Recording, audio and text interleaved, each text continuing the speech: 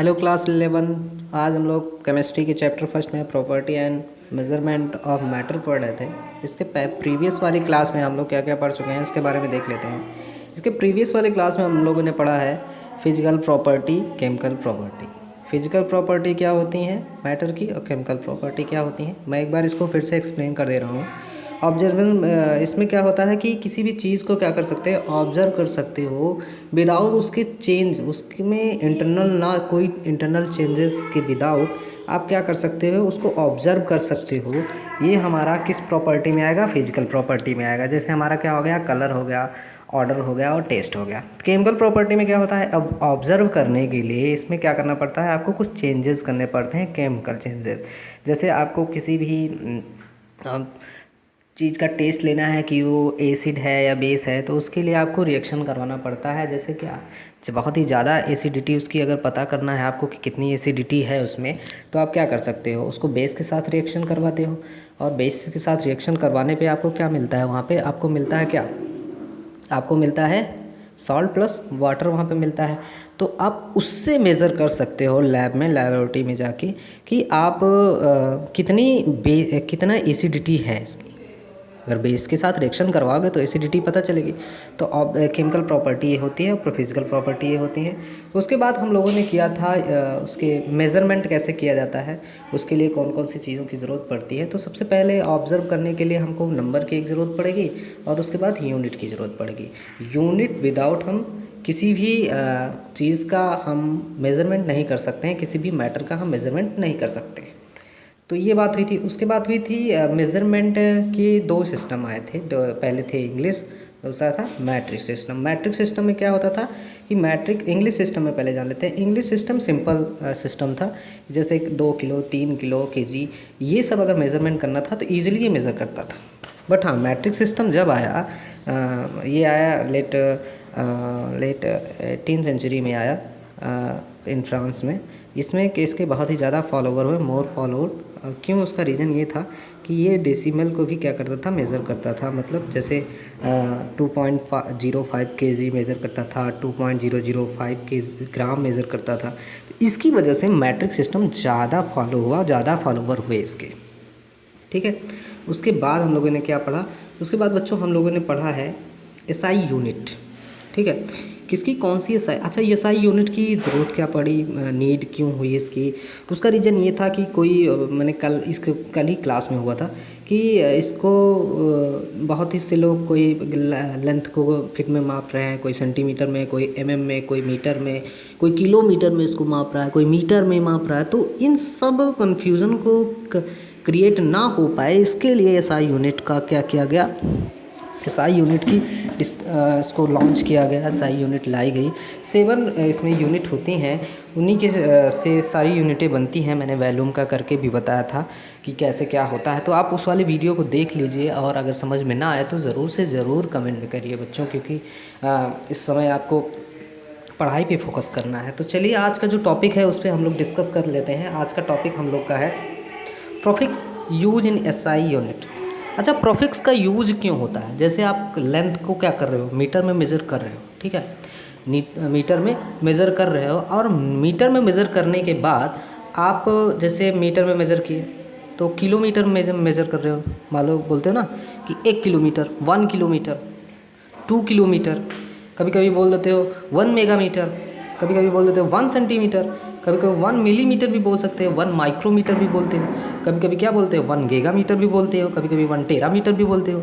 तो बच्चों ये है क्या, ये है हम लोग के प्रोफिक्स, जो एसआई यूनिट के प्रोफिक्स होते हैं। ठीक है, एसआई यूनिट जैसे मीटर है, जैसे आपका केल्विन है, ये सब के जो प्रोफिक्स हैं ये है pico, nano, micro, milli, centi, deci, deca, hecto, kilo, mega, giga, tera. ठीक है, ये सारी जो यूनिटें हैं ये प्रोफिक्स में यूज़ में आती हैं। तो आज हम लोग इसके बारे में डिस्कस करेंगे। तो जैसे क्या है, ये मेनली कहाँ से स्टार्ट हो रहा है इसको देखते हैं। ये बच्चों स्टार्ट हो रहा है आपका, एक मिनट, हाँ, ये स्टार्ट आपका हो रहा है 10 की पावर -12 से लेकर के 10 की पावर 12 तक। तो मतलब 10 की पावर -12 को हम लोग क्या बोलेंगे, पीको, 10⁻⁹ को बोलेंगे नैनो, 10⁻⁻6 को बोलेंगे माइक्रो, और 10⁻³ को बोलेंगे मिली, और 10⁻² को हम बोलेंगे सेंटी, 10⁻⁻1 को बोलेंगे डेसी, और 10⁻0 नहीं है, वही 1 है, 10⁻1 को बोलेंगे डेका, 10⁻2 को बोलेंगे हेक्टो, 10⁻3 को बोलेंगे किलो, 10⁻6 को बोलेंगे मेगा, 10⁻9 को बोलेंगे गीगा, 10⁻12 को बोलेंगे टेरा। यहाँ तक हम लोग देखें। अब हम लोग इसको याद कैसे करेंगे, इसको हम लोग लर्न कैसे करेंगे कि हम लोग भूलें ना कि 10 गीगा में क्या होता है, कितने होते हैं, 10⁻⁹ मीटर होते हैं। तो इसको हम लोग कैसे मेज़र करेंगे, उसके लिए हम क्या करते हैं, एसआई यूनिट को पढ़ने के साथ साथ हमको प्रोफिक्स का यूज़ भी आना चाहिए कि ये प्रोफिक्स कैसे यूज़ होते हैं। तो उसके लिए हमको ये पता है कि ये कहाँ से स्टार्ट हो रहा है। ये स्टार्ट हो रहा है बच्चों 10⁻12 से 10⁻12, ठीक है। तो मेनली हम इसको याद लर्न करने के लिए क्या करेंगे कि टेबल 3 का टेबल लिखेंगे, 10⁻12, फिर 10⁻⁹, 10⁻6, 10⁻3, ये 3 का टेबल फॉलो कर रहा है। अब जैसे -3 आप आएंगे वहाँ पे रुक जाएंगे, उसके बाद क्या करेंगे, -2 से +2 की तरफ जाएंगे, -2, -1, +1 और +2 चार्ज पे, ठीक है, पावर पे।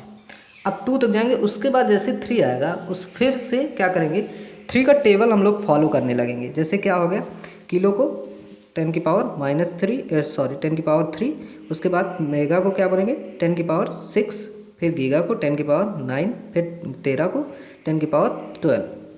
तो हम लोग इसको इस तरह से लर्न कर सकते हैं कि 3 की टेबल को एक बार डिक्रीजिंग ऑर्डर में लाएंगे, 12 से लेकर के 3 तक लाएंगे।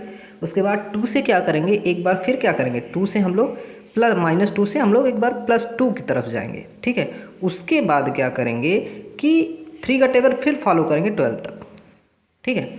अब इसको हम लोग, इसको तो चलिए हम लोग लर्न कर लेंगे। अब ये pico, nano, micro, milli, centi, deci, deca, hecto, kilo, mega और टेरा कैसे याद करेंगे।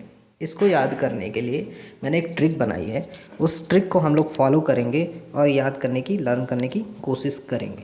तो चलिए कोशिश करते हैं कि इसको हम लोग कैसे याद करते हैं, इसको लर्न कैसे किया जाए ताकि हम लोग लॉन्ग टाइम टर्म तक हम लोग इसको लर्न कर सकें। तो उसके लिए एक मैंने वो बनाया है, जैसे पीको से क्या होता है, पी से होता है। आप पी को नॉर्मली लर्न नहीं कर सकते हैं, बस प्यारे आराम से लर्न कर सकते हैं, ठीक है। तो क्या बोलोगे, प्यारे, यहाँ पे पीको का क्या मतलब हो जाएगा, प्यारे। और नैनो को हम नॉर्मली बोल सकते हैं नाना, ठीक है, प्यारे नाना। क्या बोलोगे, प्यारे नाना। उसके बाद इसको आप लोग एक लाइन में रख लीजिए, प्यारे नाना। और माइक्रो को बोल देना मेरी, ठीक है। माइक्रो को बोलोगे क्या, मेरी। और मिली को मिली ही लिख दो, मेरी मिली, ठीक। और सेंटी को बोल देना सेंटी, मेरी मिली सेंटी। अब बोल देना प्यारे नाना, इसको याद कर लेना ऐसे, प्यारे नाना मेरी मिली सेंटी, ठीक है। प्यारे नाना मेरी मिली सेंटी, कैसे, प्यारे नाना मेरी मिली सेंटी। ये एक लाइन हो गई आपकी -12 से लेकर के -2 तक, ठीक है। इसको आप लोग नोट डाउन कर लीजिए, फिर आगे बढ़ते हैं। क्या लिखेंगे आप, प्यारे नाना, प्यारे से पीको, नाना से नैनो, मिली, मेरी से माइक्रो, मिली से मिली और सेंटी से सेंटी, ठीक है। मेरे प्यारे नाना मेरी मिली सेंटी। इसको आप लोग एक लाइन हो गया। अब हम लोग सेकंड वाली लाइन पे चलते हैं कि सेकंड वाली लाइन को कैसे लर्न कर सकते हैं। अब बात करते हैं -1 से लेकर के 12 तक की स्टोरी, ठीक है। -1 से लेकर के 12 तक की स्टोरी। तो -1 से लेकर के 12 तक की, डेसी को क्या लिखोगे, डैड लिख दो। डेसी को क्या लिखोगे, डैड। डेसी को आपने लिखा डैड, ठीक है। डेका को क्या लिखा आपने, दादा लिख दिया, दादा। दूसरी लाइन की बात हो रही है। अब है, हेक्टो को है लिख दीजिए। तो इसमें क्या हो जाएगा, डैड दादा हैं, ठीक है, डैड दादा हैं। इसको आप 3 लाइन में, ये 3 हो गया, डैड डेसी, डैड से डेसी, दादा से डेका और है से हेक्टो, डैड दादा हैं। अब उसके आगे क्या है, किलो को लिख दीजिए कमाल, ठीक है। किलो को का और मेगा का माल, ठीक है, का माल। और गीगा का क्या हो जाएगा, जीजा लिख दीजिए, जीजा, ठीक है, गीगा का जीजा लिख दीजिए। तेरह का टेरा ही रहने दीजिए, तेरह का टेरा ही रहने दीजिए। तो इस पूरे -1 से लेकर के 12 तक आप कैसे याद रखोगे। डैड दादा है, पहला तो ये हो गया, डैड दादा है, और फिर कमाल जीजा तेरा, क्या है, कमाल जीजा तेरा, ऐसे आप लोग लर्न कर सकते हैं। तो 1 से लेकर के 1 से लेकर के 12 तक क्या हो जाएगा, डैड दादा है और फिर कमाल जीजा तेरा, ये भी लिख सकते हैं। बाकी का फर्स्ट वाली लाइन आप नोट ही कर चुके हैं, ऐसे आप लर्न कर सकते हैं ईजिली। आपको ये मेमोराइज रहेगा लॉन्ग टाइम तक, आपके ब्रेन में ये माइंड सेटअप करके रखेगा। तो चलिए आज के लिए इतना ही। Thank you class.